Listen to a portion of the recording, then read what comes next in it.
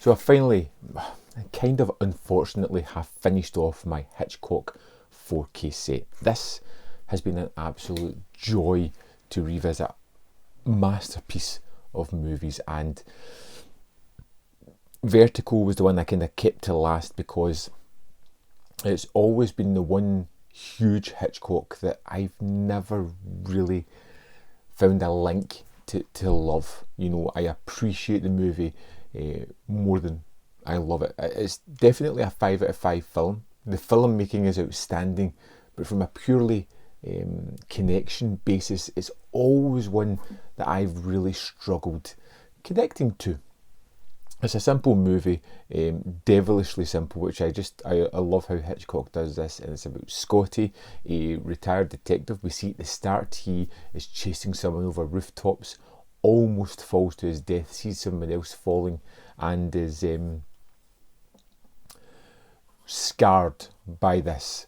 And he retires. He's got this friend Midge, who is one of the parts of the movie that I really like and really dislike as well. All the way through the movie you see him go to this character. They've got such a wonderful friendship, which should be more, but never quite goes that way.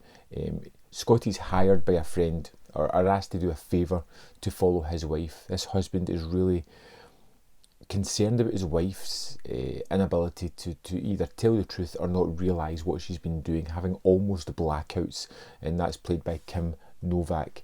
And Scotty follows her, and as he begins to follow her, you start to see the voyeuristic aspects of Hitchcock's filmmaking, which we've seen several times before, come into play here, as he's fascinated by this woman, and he follows her around, eventually contacting her at a point when she falls into the river, and he saves her, and then they start to have this real connection, this almost relationship. But of course, with Hitchcock, things are never as simple as that, and as these two fall in love, you see a kind of sullen woman as she slowly brings herself to a suicide in front of Scotty, scaring him. And then Scotty starts to discover a woman that looks rather similar to her and starts to date her, changing her into the woman that killed herself. And it's got lots of aspects about the movie that I really like. Now, not a lot of it's got to do with the story. The story is something, as I've said, I find a little bit colder in Hitchcock, and it's something I find a little bit resistant for me to really love. But the filmmaking in this one is really excellent, and there's some wonderful sequences, scenes, the way the camera is used to create some fantastic ideas, and of course the music in this one is wonderful. It has this kind of almost dreamlike quality to it, which the full movie has as well, although moments it slips into nightmarish conceits, but it feels very dreamlike with this music.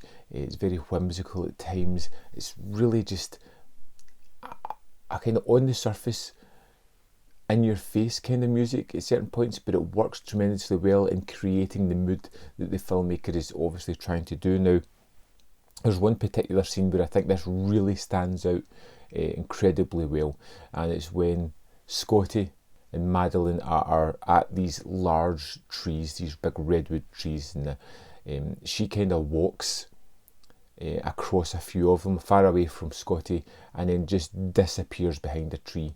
And you see him kind of move to the side. The camera pans as we get more viewing of the trees, and Madeline's just vanished. And there's this music building that's almost kind of supernatural, creating this really weird atmosphere, until you discover that she's just leaning behind one of the trees. It's kind of like a cathartic pulling the rug from under your feet as you suspect one thing and it just leads, it's not that, but it's that kind of element of leading you down the garden path and then slamming the gate closed in front of you. It's just really fun. One of my favourite sequences is the psychedelic nightmare sequence, as we see Stuart start to revisit information in his mind, and it comes across in a nightmarish red and green soaked sequence that's just utterly delightful, ever changing, ever more nightmarish, ever more worrisome, and just building on the aspect of this man's fragile psyche. It's terrific. And there's another sequence that's really well done near the end as well, where Scotty and Judy are together. They get together in a clinch, they're kissing, they start to, the camera starts to spin around them, and before you know it, the background has changed to where Scotty last had his last kiss with Madeline, and it's just visually showing that he's remembering that while kissing this new woman, and then as it spins around, comes back into the room they're in. It's incredible filmmaking. Even for the time, it's wonderfully visual and incredibly impactful as well. And it's a movie that I think I can't connect too much with, because it's all about obsession.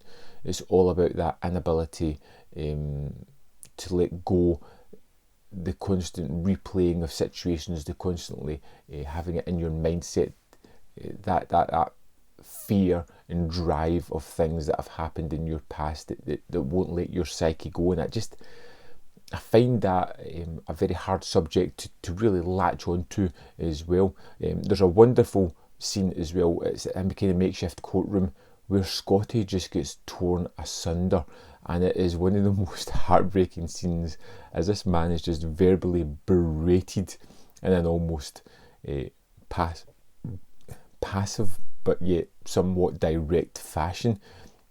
It's just horrible. James Stewart is wonderful as always. Kim Novak is really good as well, when she has to kind of play aloof and in love a couple of times, and it's kind of done really well. The photography of San Francisco is terrific, and like I said, those flourishes that come through the movie just elevate it fantastically well. As much as I say that I really can't connect to it on an emotional level, this one is a 5 out of 5 movie. It's terrific. It's utterly wonderful. Rear Window's still way better in my books though. But there we have it. I'd love to know your thoughts on Vertigo. Let me know in the comment box below, and I'll see you next time on Man v Film.